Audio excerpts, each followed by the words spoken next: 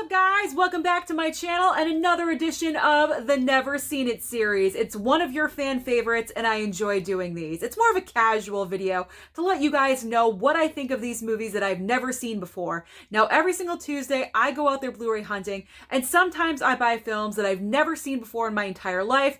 This video segment is a chance for me to give you my thoughts about them. Do I love them? Do I hate them? Do I recommend them to you? There's always the best of the batch and always the worst. Everything else falls in the middle in between. But before I get into the stack, and there is a big stack, I've been watching a lot of movies lately. If you are not yet subscribed to my channel and you absolutely love and adore physical media, you love it, you support it just as much as I do, hit the red subscribe down below as well as the like button. But most importantly, that little teeny tiny notification bell so you don't miss anything in the future. Now this week, or this time around, I have two best of the batch, and I have a record-breaking 3 worst. There's never been 3 worst before. I've had 2, but not 3. So this video should be pretty interesting. So what did I love? What did I love this time around? Young Frankenstein. This was a joy to watch. It was refreshing because this is where comedy comes from. Old school comedy. All the comedians, everything starts from somewhere. Mel Brooks is definitely one of the godfathers of comedy. Gene Wilder, Madeline Kahn, Terry Garr. This film was hilarious. I was laughing my ass off. Now, it is in black and white. If you are not a fan of black and white, just try to overlook that because this film is funny. It just took everything about Frankenstein, the monster, and kind of just spun it on its head, and it is hilarious. What I love most about this movie is the women, Terry Garr and Madeline Kahn. Now, Madeline Kahn is not in this movie as much as I would have liked her to. She is so hilarious. She's one of the godmothers of comedy, in my opinion. This was an era where women, it wasn't necessarily accepted that women were funny, and women kind of had to work a little bit harder to prove themselves about their comedic talents. I love it. I love Terry Garr and Madeline Kahn in this. They are hilarious. Everyone is hilarious. It's a fantastic movie. If you have not seen it, please do, especially for this month of October, give it a chance. It was a wonderful joy to watch. I'm definitely going to watch this probably every single year coming up from now on. I enjoyed it that much. All right, let's move on from Young Frankenstein and get into a slasher film that most recently came into my collection because I ordered it off of Hamilton Book, and that is The House on Sorority Row, my other favorite of this batch. I love a cheesy slasher, and this is definitely one of those. When one of your stars is known as being the badass of soap operas, and I'm talking about Eileen Davidson. She's been on Days of Our Lives and The Bold and the Beautiful, I believe, Young and the Restless, whatever. And also Real Housewives of Beverly Hills.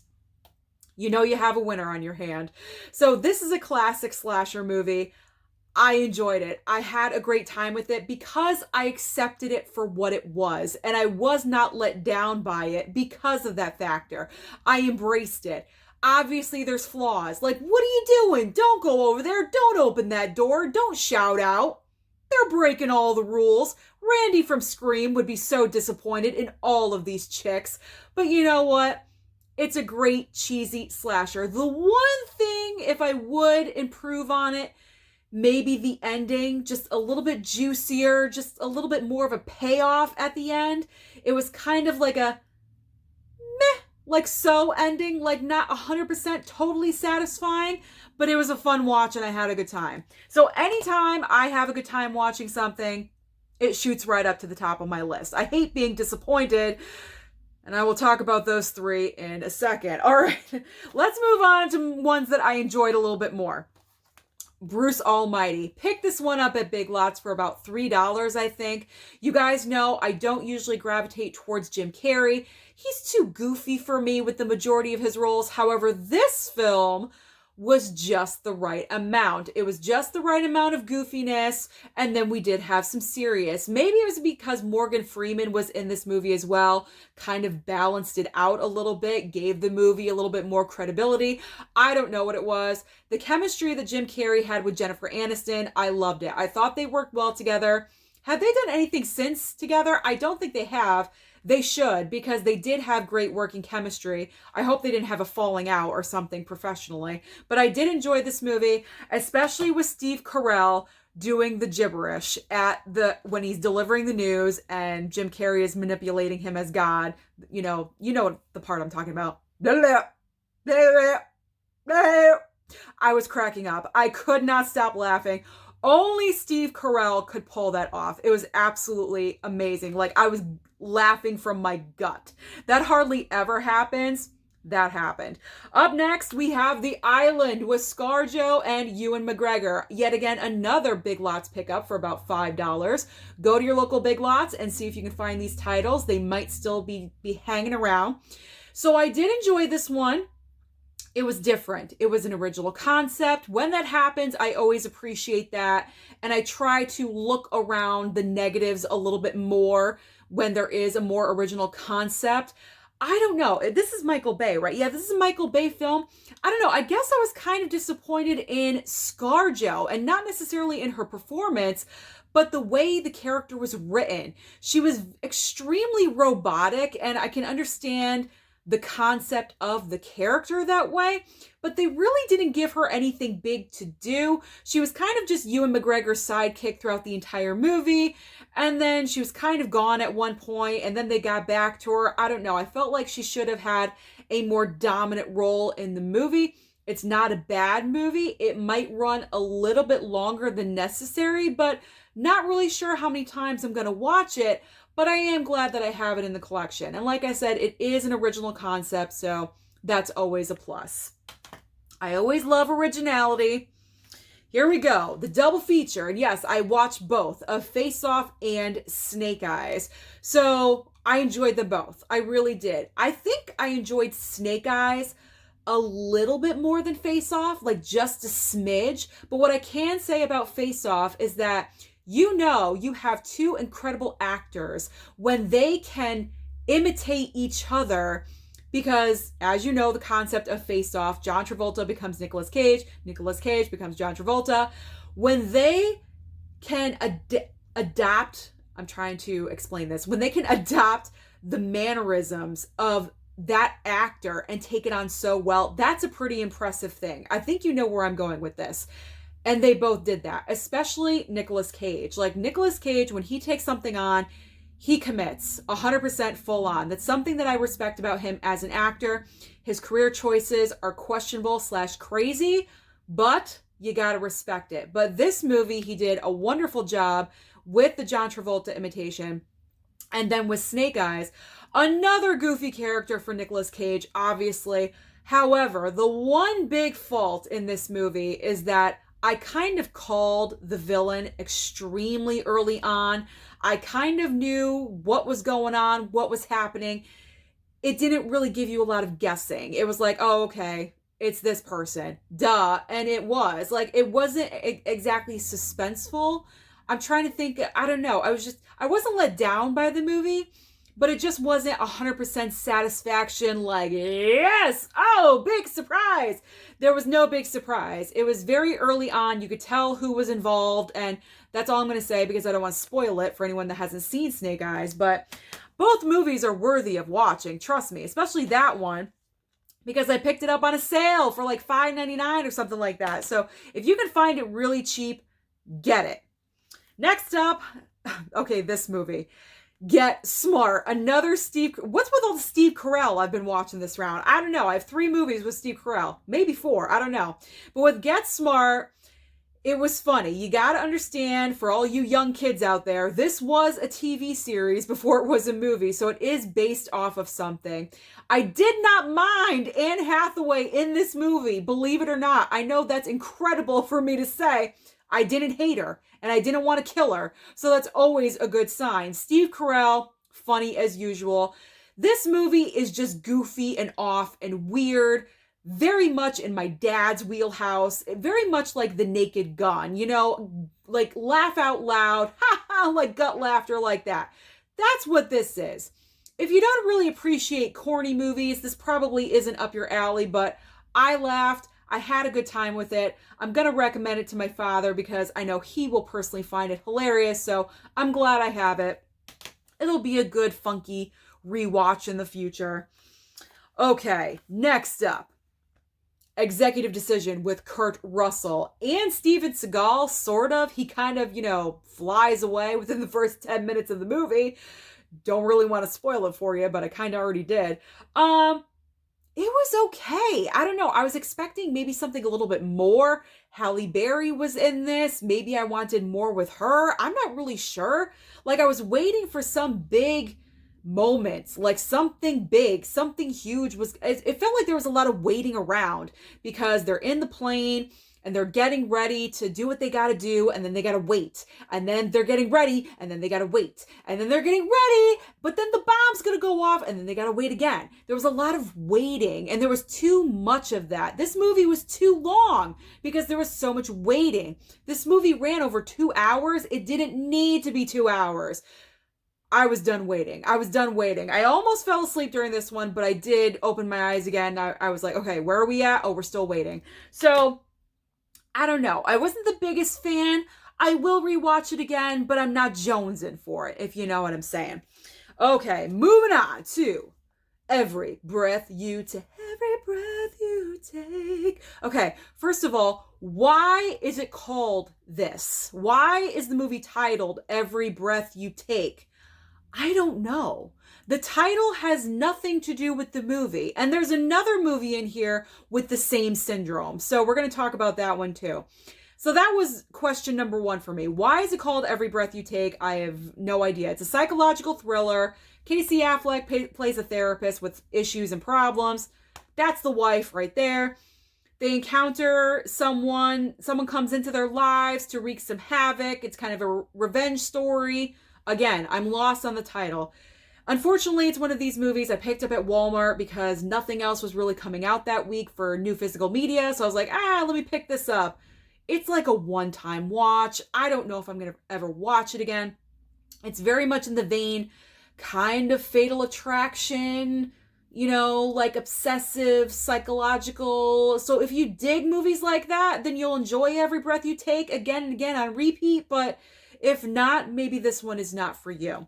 I don't know. I guess I'll keep it, see if I watch it again. I don't know. I'm unsure.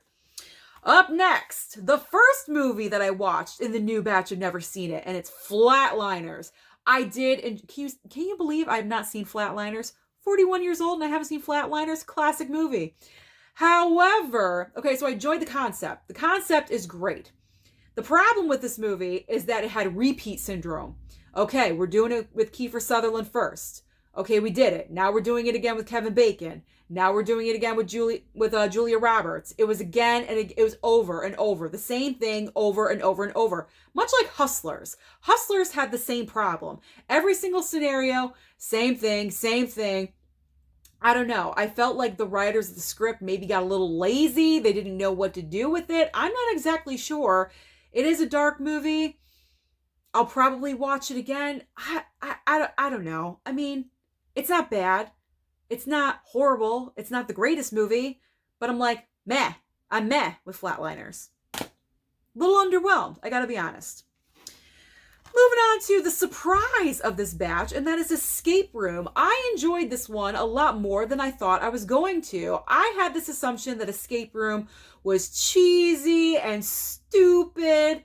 I enjoy the originality of the concept. That's a plus. Kind of a little mixture of Saw. Very creative with the rooms and what they were doing and everything. So I enjoyed it. Am I crazy? Am I crazy for enjoying this? Maybe I am. But I'm going to wait on the sequel. I probably will pick up the sequel because I did enjoy this one. But I'm not paying the full price. I'll wait for a Black Friday deal or some kind of great sale until it's like $5.99. Then I will pull the trigger. But Escape Room. What a pleasant surprise. I do recommend if you have not seen it. All right. This is a throwback for me. So I Married an Axe Murderer. Oh, yes. I picked this up randomly at an FYE. This is very nostalgic for me. This came out when I think I was a teenager. Mike Myers. What's her name? Nancy Travis. I don't know. What can you say about this movie? It's so goofy and weird. It's Mike Myers written all over it. Like, let's just move on. That's like the nostalgic watch of this round, because I can't explain it. If you don't know what it is,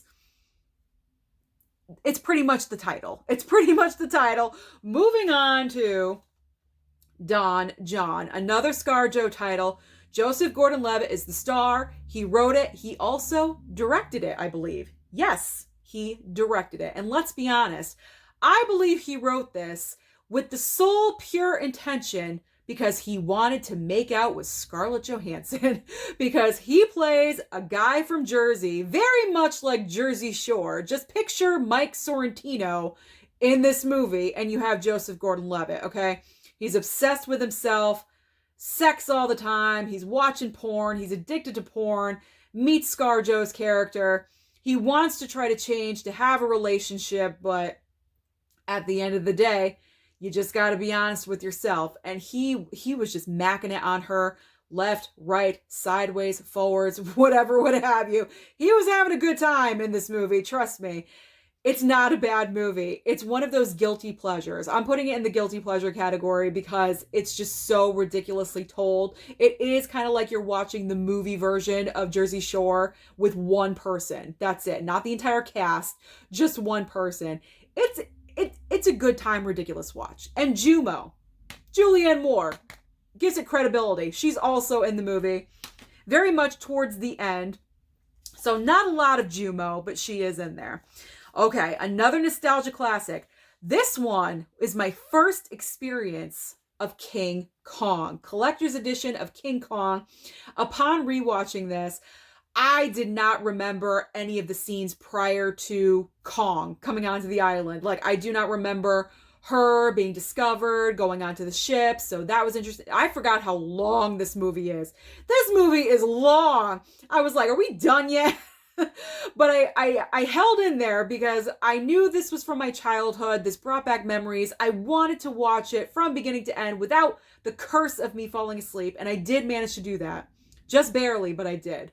It was funny watching Kong because there's some moments where it looks really good. And then there's other moments where I'm like, that's a monkey suit. Like, what do we do? It was all over the place, but I can appreciate the effort that they made back in the day to try to make this as realistic as possible. All the close-ups of Jessica Lange in the ape hand. I mean, you could tell it's an obvious fake hand coming together.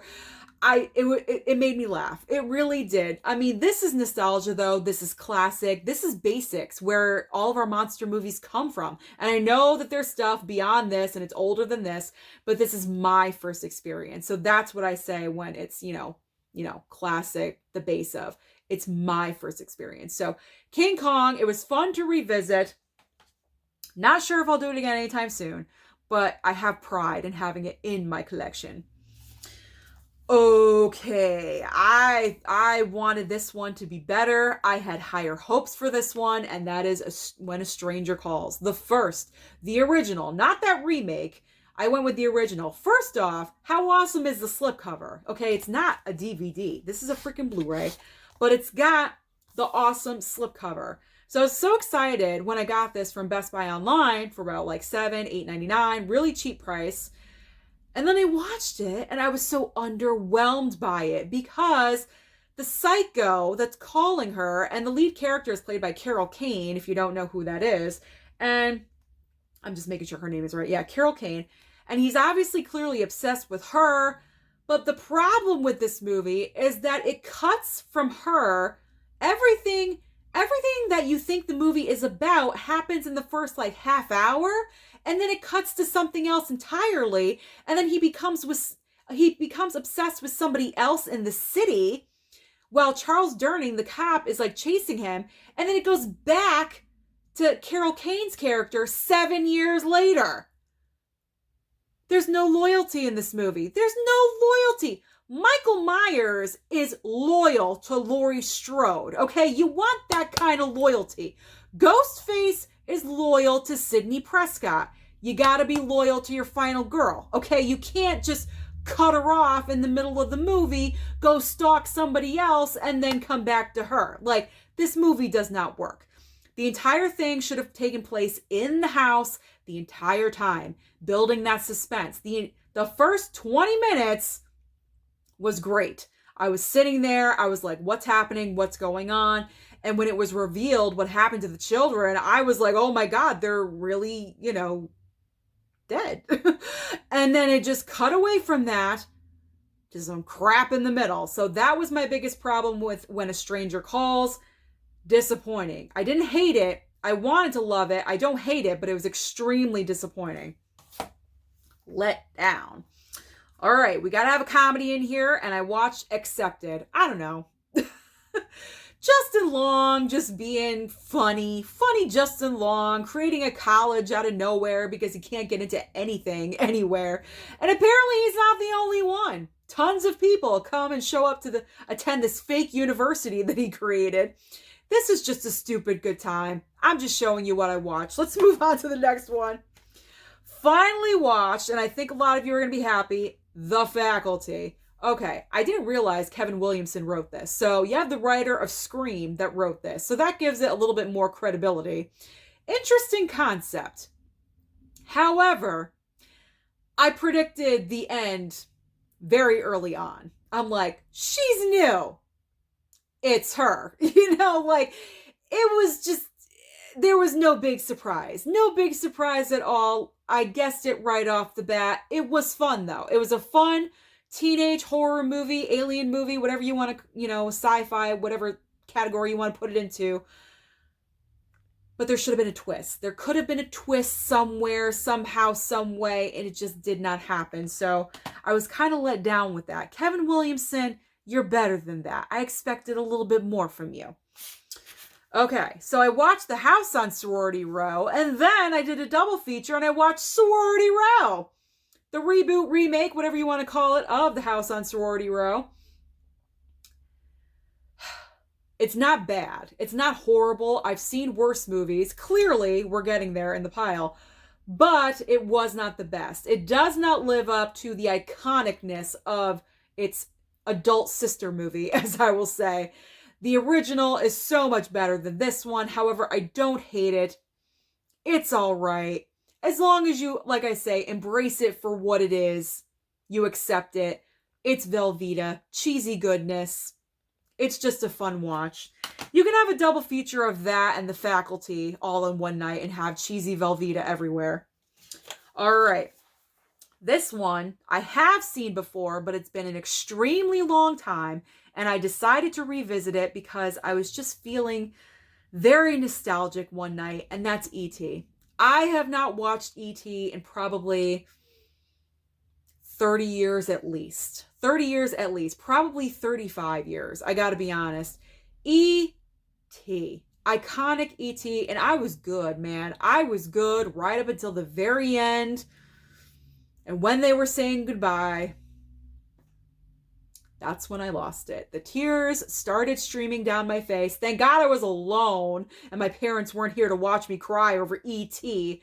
But it's such a heartwarming story. Little E.T. and Elliot and little teeny tiny Drew Barrymore. And it's everything. Spielberg, one of his best. And this steelbook is awesome. I mean, check this out. It's a great steelbook.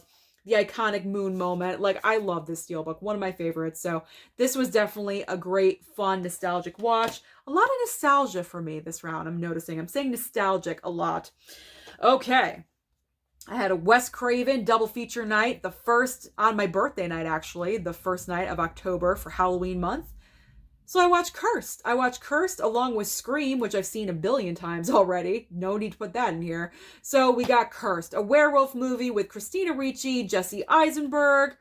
Who else is in here? Shannon Elizabeth is credited on the front. She's gone in the first 10 minutes, okay? I'm just going to be honest and throw that out there right now.